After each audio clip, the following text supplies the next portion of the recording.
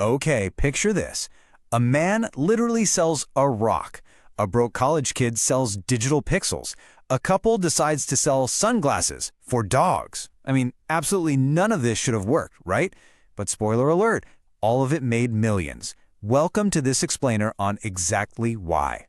So from a literal rock in a cardboard box to, a singing rubber fish, we are going to rapid fire through history's most absurd million-dollar ideas. And more importantly, we're going to decode the actual secret to their insane success.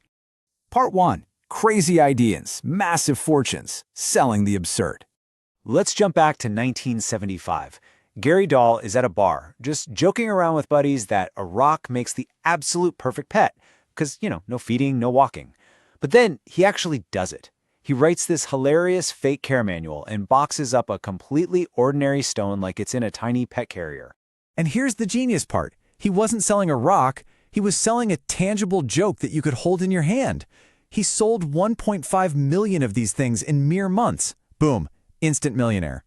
All right, fast forward a bit to 2005. You've got Alex Chu, this totally broke college student who creates a single web page made up of exactly 1 million pixels. His pitch?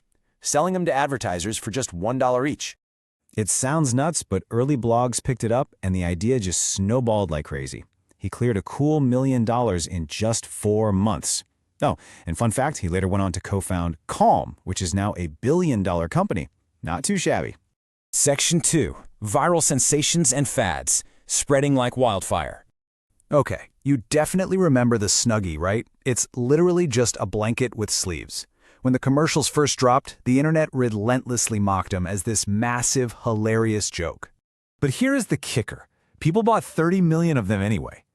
The sheer mockery actually fueled the momentum, and it ended up generating over $500 million in revenue in just 5 years. And then, oh man, there's the big mouth Billy Bass, a motion-activated singing rubber fish slapped on a wooden plaque. They had literally zero ad budget. Zero. It relied entirely on pure word of mouth. But that word of mouth drove over $100 million in sales during its very first year.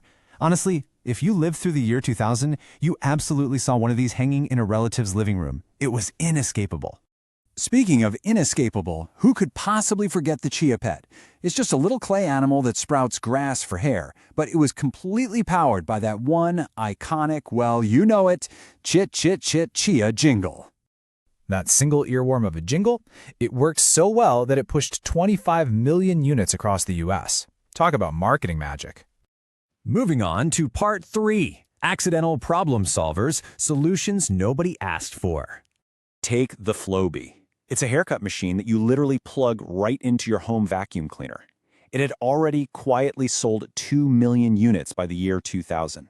But then, George Clooney casually admits on live TV that he's been using one for 25 years, and bam, sales spiked massively all over again.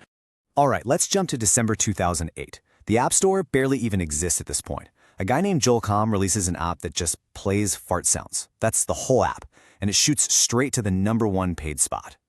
It raked in an unbelievable $40,000 in just 48 hours.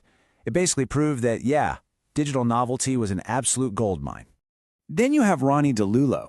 She noticed her dog was constantly squinting in the bright sun, so she invented Doggles. Yeah, goggles for dogs. People literally laughed her right out of her very first trade show. Well, Ronnie definitely got the last laugh, because she built that quirky, totally ridiculed idea into a multi-million-dollar empire catering to pet lovers all over the globe. Finally, picture a Wisconsin shop teacher. He invents the slap bracelet, which is nothing more than a strip of spring steel wrapped in some flashy fabric that curls onto your wrist when you slap it. It became such a massive, uncontrollable playground craze that schools across the country actually had to start banning them. And, of course, telling a kid something is banned only made them want it 10 times more. Number 4. Why these actually worked. The real lesson. Let's just slow down for a second here because there is a huge takeaway. Nobody got rich off the actual physical objects themselves. Gary Dahl sold a joke. Alex Chu sold a piece of internet history. The Snuggie, they sold a pop culture moment worth sharing. Every single one of these creators succeeded based on 4 key pillars: perfect timing, clever packaging, a heavy dose of humor, and giving people a story they desperately wanted to repeat to their friends. So the very next time your million-dollar idea feels just a little too stupid to work, just remember, someone already became a millionaire selling a literal rock in a cardboard box. Now, out of all of these, which success story shocked you the most? Definitely drop your thoughts in the comments.